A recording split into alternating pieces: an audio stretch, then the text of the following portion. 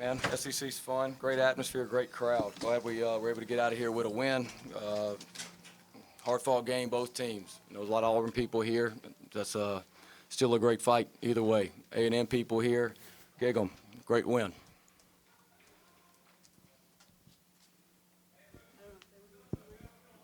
Bucky, just the decision at the end there on the free throw to try to miss it intentionally, was that discussed in the huddle, and just your thoughts on the final few seconds of that game? Yeah, I mean, the game's over if there's not a clock malfunction. They have no timeouts. So, at home we may consider making that, but with the continuation rules in college basketball, you cannot foul under 5 seconds. You can't foul under 5 seconds now because there's continuation. So if we go up 3 and we foul, we can't do it. So they're going to get a half-court heave off. They're going to get a better heave off if they can throw it in on a baseline out of bounds, right? And you got to ask yourself, in that game, the way that was going, did y'all think we had an advantage or they had an advantage in overtime? Do we have a better advantage to win it right there with them having to catch it and shoot a 80-footer the way it should have been? Or if they could throw it in, have an opportunity to make a 3, and then there's overtime? It's going to be a tough win in overtime for us. But they had no timeouts. So that's got to get corrected right there just with what happened at the clock, because if we thought there was any way for the game to be stopped with a review or with the clock went too early, which is what they were saying, that's the only way for the game to be stopped. It's the only way we could lose the game pretty much, unless they're going to make a 75-footer.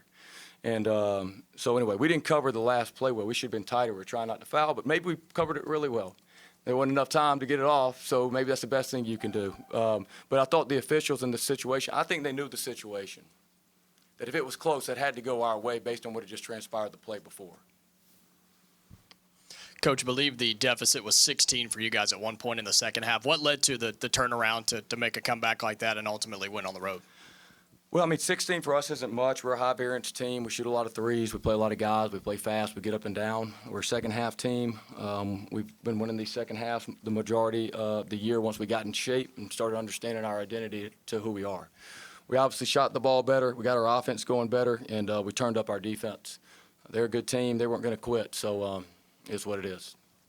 Coach, welcome back to the state. Man. I know you've been a part of a lot of these crazy games, but what's going through your mind during that last shot, and just what about the resilience of your team?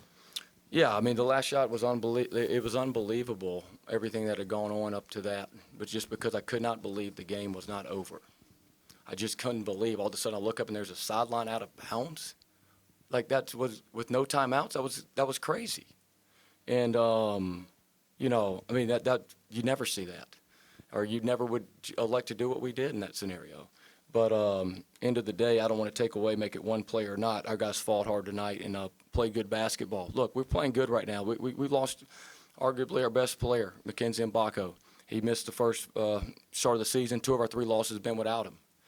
And but right now we've won 10 of our last 11. Our only loss was to SMU, a top 25 team in overtime. So that's what I care about. We keep playing good basketball. Like you mentioned, you spent a lot of time, won a lot of games in the state. Was this one, this being your first time back, was this one a little extra special for you? It felt good. I mean, I got good memories here. We won a lot of high school games here. We won some college games here. I like the people of Auburn. I got a lot of good friends here I got to see before the game. The Pearls mean a lot to me. I've had my players play here at Auburn. I like the university. But I'm at Texas A&M. I'm going to fight with my guys. But I wish them luck when we're not playing. Glad we don't have to play them again.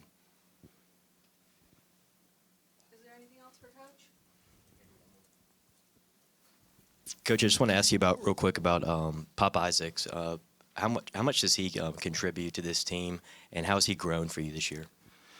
Well, those who catch A&M fans may know this, but we had Mbako was out at the start of the season. Pop Isaac had a hip surgery, then a meniscus surgery. Wasn't playing at the start of the season. Didn't play basketball for almost a year, and came back right around the Oak State game, shell of himself as anybody would be, because he hadn't played for a year.